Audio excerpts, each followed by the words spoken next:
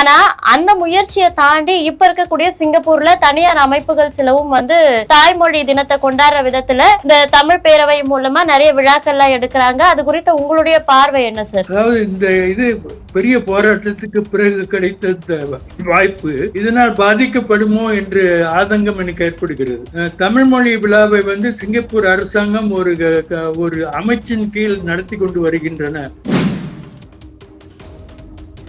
இப்போ சிங்கப்பூர் அரசாங்கம் எடுத்துக்கக்கூடிய இந்த நடவடிக்கைகள் இவங்க கொண்டாடுற அந்த விழா மூலமா பாதிக்கப்படும் அப்படின்னு நினைக்கிறீங்களா சார்? இல்ல, அவங்க சொல்ற காரணம் எனக்கு புரியல. என்னன்னு சொல்றாங்கன்னா, ஐக்கிய நாட்டு சபை வந்து தாய்மொழி விழா, தாய்மொழி மாதம் அப்படின்னு ஒரு நாள், தாய்மொழி நாள் அப்படின்னு கொண்டாடுறாங்களாம். அதை இவங்க கொண்டாடுறேன்னு சொல்றாங்க. இது சிங்கப்பூருக்கு இது ஒத்து வராது. தமிழ் மொழி தான் அரசாங்கமே நடத்தி கொண்டு இருக்க தமிழ் மொழி விழா. அப்புறம் இவங்க இது இன்னொரு விழா கொண்டாடுறதாங்க. அதாவது நாங்க வந்து அமைப்புகள்லாம் சேர்ந்து போராடியதுனால தானே அரசாங்கம் அதை ஏற்று நடத்த வந்தாங்க. இப்ப மீண்டும் அந்த அமைப்புகள்லாம் தனியா ஒரு விழா நடத்துறேன்னு சொன்னா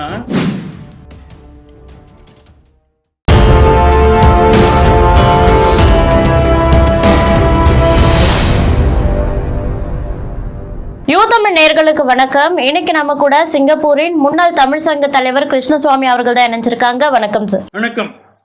இப்போ சிங்கப்பூர்ல பாத்தீங்கன்னா 4 மொழிகள் பிரதானமா பேசப்படுது. மாண்ட்ரின், மலாய், தமிழ், இங்கிலீஷ்னு 4 மொழிகள் பிரதானமா பேசப்பட்டாலும் முதல்ல 2 மொழிகளுக்கு மட்டுமே, மாண்ட்ரின், மலாய் போன்ற 2 மொழிகளுக்கு மட்டுமே வந்து அந்த நாட்டு அரசு விழா எடுத்து அந்த மொழியை வந்து சிறப்பிச்சிட்டு இருந்தாங்க. ஆனா அதுக்கப்புறம் சிங்கப்பூர்ல வாழக்கூடிய தமிழர்களோட எண்ணிக்கையும் கருத்தில் கொண்டு அந்த தமிழ் மொழிக்கும் உரிய மரியாதை செலுத்தணும், விழா எடுத்து கொண்டாடணும்னு நீங்க எடுத்து வச்ச ஒரு பெரிய ஒரு ஸ்டெப் மூலமா தான் சிங்கப்பூர் அரசு வந்து தமிழ் மொழிக்கும் வந்து உலக தாய்மொழி தினத்துல வந்து 1 மாதத்திற்கு அனுசரிக்கணும் அப்படின்னு சொல்லிட்டு ஒரு சிறப்பான விழா எடுத்து கொண்டாடிட்டு இருக்காங்க.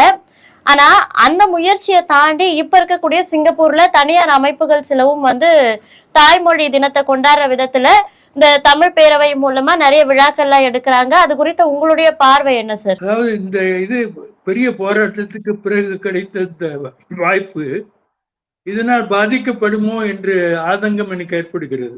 தமிழ் மொழி விழாவை வந்து சிங்கப்பூர் அரசாங்கம் ஒரு அமைச்சின் கீழ் நடத்தி கொண்டு வருகின்றன.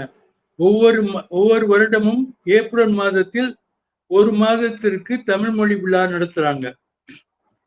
இது இந்த நேரத்துல தமிழ் அமைப்புகள்லாம் சேர்ந்து தாய்மொழி விழா என்று இன்னொரு விழாவை ஏற்பாடு செய்தால் அது பின்னர் இந்த தமிழ் மொழி விழா நடத்துவது பாதிக்கப்படும் என்று பயப்படுகிறேன். இந்த அச்சத்திற்கான காரணம் என்ன சார்? ஏன்னா நம்ம மொழிக்கு வந்து எத்தனை பேர் விழா எடுத்தாலும் அதை நம்ம சிலாகிக்க கூடியது தானே. இதுக்காக நீங்க வந்து அச்சப்பட வேண்டிய அவசியம் என்ன வருது சார்? தாய்மொழி என்றால் தமிழர்களுக்கு தமிழ் தான் தாய்மொழி.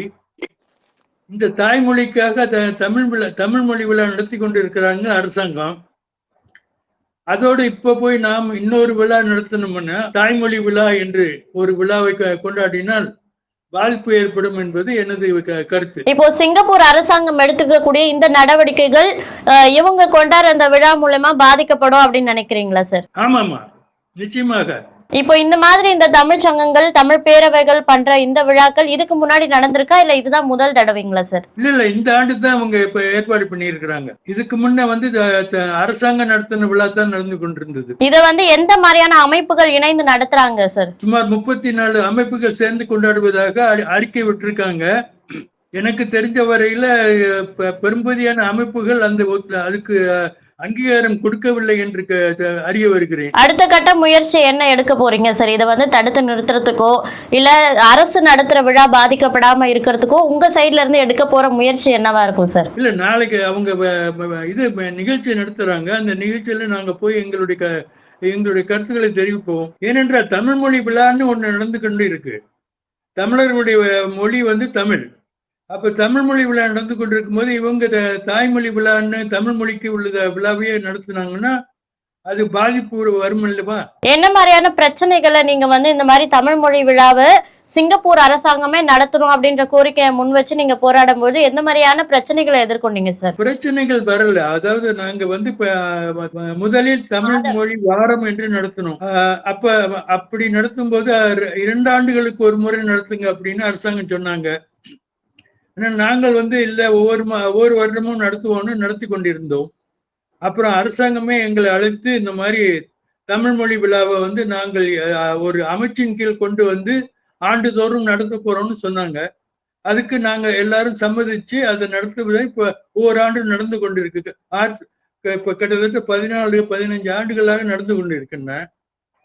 இந்த நேரத்தில் தாய்மொழி விழான்னு மீண்டும் தமிழ் அமைப்புகள்லாம் சேர்ந்து நடத்தினா தமிழ் மொழிக்கு தானே விழா நடத்த போறாங்க. இல்ல அது அவங்களுடைய தமிழ் பற்றின் காரணமா நடக்குது அப்படின்னு நீங்க பாக்குறீங்களா, இல்ல இதுக்கு பின் வேற ஏதேனும் காரணங்கள் இருக்கும் அப்படின்னு நினைக்கிறீங்களா சார்? இல்ல அவங்க சொல்ற காரணம் எனக்கு புரியல. என்னன்னு சொல்றாங்கன்னா, ஐக்கிய நாட்டு சபை வந்து தாய்மொழி விழா, தாய்மொழி மாதம் அப்படின்னு ஒரு நாள், தாய்மொழி நாள் அப்படின்று கொண்டாடுறாங்களாம். அதை இவங்க கொண்டாடுறேன்னு சொல்றாங்க. இது சிங்கப்பூருக்கு இது ஒத்து வராத. தமிழ் மொழி தான் அரசாங்கமே நடத்தி கொண்டு இருக்க தமிழ் மொழி விழா.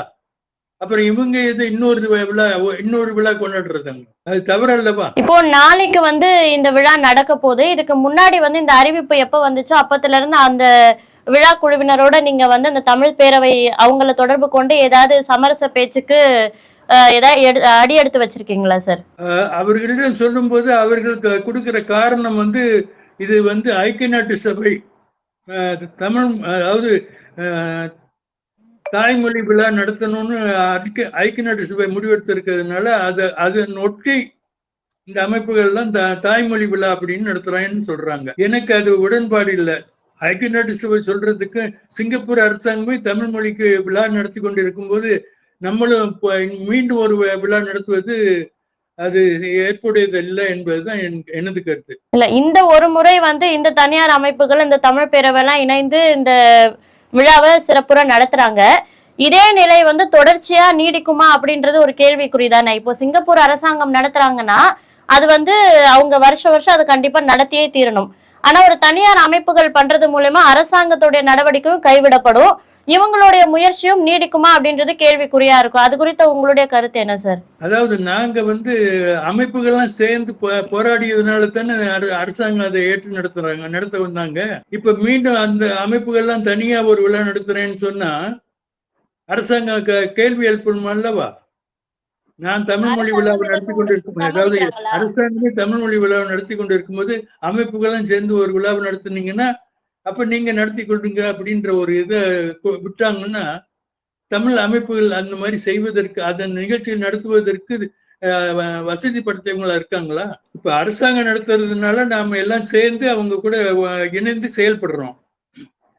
அந்த செயல்பாட்டுல பிரச்சனை வரும் அல்லவா? நிச்சயமா சார். இணைப்புல வந்து உங்களுடைய கருத்துக்களை பகிர்ந்துகிட்டதுக்கு ரொம்ப நன்றி சார். நன்றி, வணக்கம்.